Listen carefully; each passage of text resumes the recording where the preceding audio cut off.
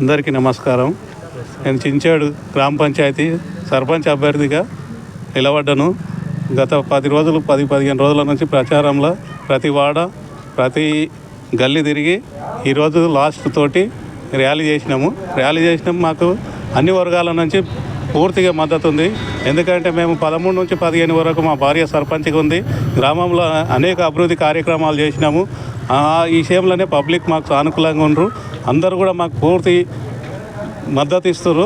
దాని విషయంలోనే మేము నిలబడ్డాము. ఈరోజు కూడా నేను ఏంటంటే 12 రోజుల నుంచి ప్రతి గల్లీ తిరిగిన ప్రాబ్లాలు ఉన్నాయి. ఆ ప్రాబ్లం అన్నిటిని గుర్తించిన మనము ఈ పబ్లిక్ మద్దతుతోటి మంచి మెజారిటీతో గెలిపిస్తే గ్రామాన్ని మంచి ఆదర్శ గ్రామంగా చేయాలని నా ఒక ఉద్దేశం. ఎందుకంటే గతంలో మేము సర్పంచ్గా ఉన్నప్పుడు ఎమ్మెల్యే గారు వేరే పార్టీ ఉండే, మేము కాంగ్రెస్ ఉంటుంది. అందుకే కొద్దిగా అభివృద్ధి కూడా చేసినాము, సాధ్యమైనంత వరకు బాగానే చేసినాము. ఇప్పుడు ఏమంటున్నామంటే గవర్నమెంట్ కాంగ్రెస్ ఉంది, సర్పంచ్ కూడా కాంగ్రెస్ అభ్యర్థి, సర్పంచ్ కూడా కాంగ్రెస్ నుంచి మేము గెలిస్తే ఎమ్మెల్యే ద్వారా గ్రామాన్ని ఇంకా మంచి అభివృద్ధి ఆదర్శ గ్రామంగా పూర్తిగా చేస్తామని ప్రజలకు చెప్పినాము. ఆ విషయంలో ప్రజలు కూడా మంచి సానుకూలంగా స్పందించారు. దాని విషయంలోనే మేము ఈ రోజుతోటి బాగా పెద్దగా ర్యాలీ చేసినాము. అందరి నుంచి మంచి మద్దతు ఉంది మాకు. ఎందుకంటే మేము చేసిన కార్యక్రమాలు ఉండే, ఆ కార్యక్రమంలో పబ్లిక్ తెలుసు. ఏమో కొత్తగా వచ్చే వాగ్దానాలు చేస్తున్నాం అనేది అది చేసిన దాన్ని చూపెట్టినాం కాబట్టి పబ్లిక్ మంచి రెస్పాన్స్ ఉంది. దాని విషయంలోనే మాకు మా ఎమ్మడి ఉండే పెద్దలు కూడా, యువత కూడా, మహిళలు కూడా, చిన్నలు పెద్దలు అందరూ నాకు చాలా సహకరిస్తారు. అందరి మద్దతుతోటి నేను మంచి మెజారిటీతోటి గెలుస్తున్నా. ఇప్పుడున్న 7 గంటల నుంచి 1 గంట వరకు ఎలక్షన్ ఉంటుంది. మా గుర్తు సీరియల్ 5వ నెంబరు లేడీస్ పర్స్ గుర్తు.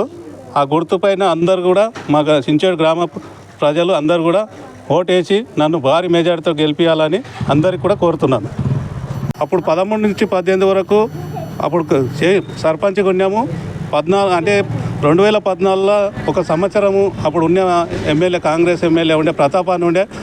ఆయన సహకారంతో మహిళా బిల్డింగ్ కానీ, స్కూళ్ళ బిల్డింగ్లు కానీ, వాటర్ ప్లాంట్ కానీ, సీసీ రోడ్లు కానీ అన్నీ చేసినాము. ఆ తర్వాత కొద్దిగా గ్రామ పంచాయతీ నిధులతో చేసినాము.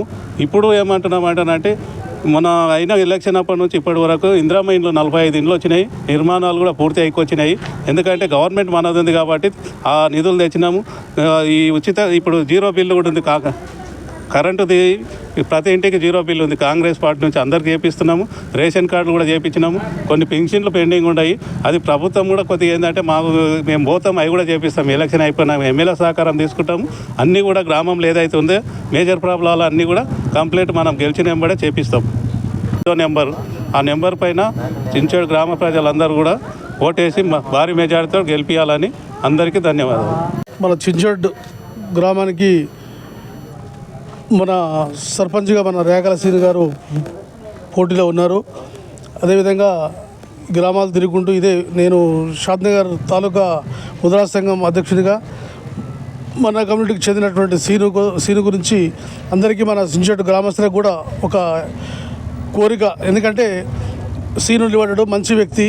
మన గ్రామస్తులందరూ కూడా అన్ని కులాల వారు కూడా అందరూ మద్దతు చేసి ఆయనకు సర్పంచ్గా గెలిపించాలని చెప్పేసి కోరుతున్నాను. అదేవిధంగా ఆయన ప్యానెల్ను కూడా వార్డు నెంబర్ ఎవరైనా ఉంటే అందరినీ కూడా వాళ్ళకు అధిక మెజారిటీతో ఓట్లేసి గెలిపించాలని కోరిక. ఇంతకుముందు కూడా సర్పంచ్ చేసిన కదా, కొంచెం అనుభవం ఉంది, ఆయనకు మంచి అనుభవం ఉంది, మంచి పనులు కూడా చేస్తారు. ఎందుకంటే గవర్నమెంట్ కూడా వాళ్ళదే ఉంది కనుక పార్టీకి వాళ్ళు ఎటువంటి సమస్యలు ఉన్నా తీరుస్తారని చెప్పేసి నేను మనవి చేస్తూ గ్రామస్తులందరికీ కూడా ఒకటే నేను కోరుకుంటున్నాను. అందరూ కూడా మంచిగా అందరూ అన్ని కులాల వారు, అన్ని మతాల వారు కూడా సీనుకు ఓటేసి అధిక మెజారిటీతో గెలిపించగలరని కోరుతూ నాకు ఈ సమయం ఇచ్చినటువంటి ఈరోజు మీడియా మిత్రులకి నమస్కారం.